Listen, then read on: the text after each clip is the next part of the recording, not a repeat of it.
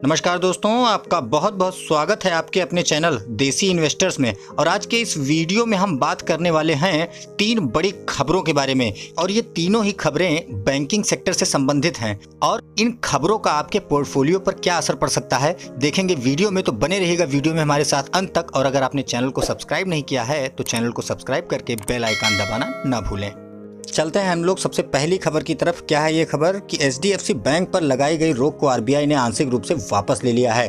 दिसंबर 2020 में रोक लगाई गई थी एचडीएफसी बैंक के ऊपर कि वो नए क्रेडिट कार्ड इशू नहीं कर पाएंगे। इससे क्या इम्पैक्ट होता कि जब वो नए क्रेडिट कार्ड नहीं इशू कर सकते हैं तो नए ग्राहक भी नहीं बनेंगे, तो इसका इम्पैक्ट आपके पोर्टफोलियो, उनके शेयर और उनके मुनाफे पर भी पड़ने वाला था। क्यों लगाई गई थी ये रोक, इसको जान लेते हैं। क्योंकि उस समय जारी किए गए क्रेडिट कार्डों में तकनीकी समस्याएं काफ़ी आ रही थी, जिसको आरबीआई ने अपने सिरे से देखा और उस पर अमल किया, और केंद्रीय बैंक ने ही थर्ड पार्टी से ऑडिट कराया आईटी इंफ्रास्ट्रक्चर का। तो इसमें आरबीआई को लगा कि इसमें ग्राहकों को तकनीकी समस्याएं आ रही हैं, तो उन्होंने तत्काल क्षणिक रूप से एचडीएफसी बैंक के नए क्रेडिट कार्ड इशू करने पर रोक लगा दी थी। हालांकि एचडीएफसी बैंक ने जुलाई 2021 में ही ये शर्तें पूरी कर ली थी, लेकिन उसके बाद आवेदन किया और अब जाकर एचडीएफसी बैंक को अब ये छूट मिली है कि वो नए क्रेडिट कार्ड के ग्राहकों को फिर से जोड़ सकेगा। अब एचडीएफसी बैंक पर लगे इस बैन का फायदा किसी बैंक ने तो उठाया, आखिर उस बैंक ने एचडीएफसी की इस मजबूरी का कितना फायदा उठाया।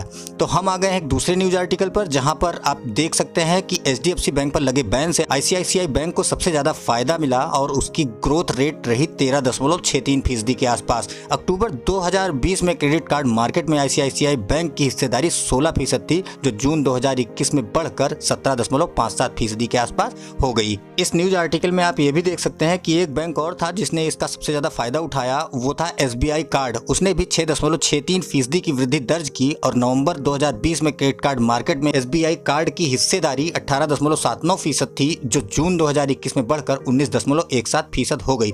एसबीआई 1 करोड़ 20 लाख से भी अधिक क्रेडिट कार्ड ग्राहक हैं। वहीं अगर एचडीएफसी की बात करें तो एचडीएफसी की नवंबर 2020 में 25.6% क्रेडिट कार्ड में हिस्सेदारी थी, लेकिन नवंबर 2020 और जून 2021 के बीच 199 बेसिस पॉइंट की बाजार हिस्सेदारी खो दी है। हालांकि एचडीएफसी बैंक की हिस्सेदारी अभी भी सबसे ज्यादा 23.61% है, और आरबीआई से प्राप्त आंकड़ों के अनुसार इस अवधि के दौरान नए ग्राहक अधिग्रहण में वृद्धि नकारात्मक रही है। जून 2021 तक एचडीएफसी बैंक के पास अभी भी 1 करोड़ 48 लाख क्रेडिट कार्ड ग्राहक हैं। दोस्तों, अब हम एक नज़र डाल लेते हैं आईसीआईसीआई बैंक और एचडीएफसी बैंक के चार्ट पैटर्न पर। तो आईसीआईसीआई बैंक ने ईयर टिल डेट यानी साल की शुरुआत से अब तक कुल 159 रुपये 40 पैसे की बढ़त दिखाई है, जो प्रतिशतवार 30.22% के आसपास बैठती है।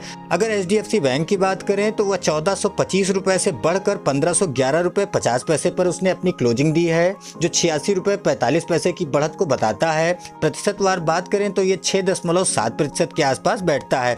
और अगर नजर डालें दोनों के तुलनात्मक चार्ट पैटर्न पर, तो एचडीएफसी बैंक ने अभी तक अपने निवेशकों को 6.74% का रिटर्न दिया है, और आईसीआईसीआई बैंक ने 4 जनवरी से अभी तक 29.19% का रिटर्न अपने निवेशकों को दिया है। अगर हम पीयर कंपैरिजन की बात करें तो जहां पर एचडीएफसी बैंक बैंकिंग सेक्टर का नंबर 1 बैंक है, वहीं पर आईसीआईसीआई बैंक बैंकिंग सेक्टर का दूसरे नंबर का सबसे बड़ा बैंक है।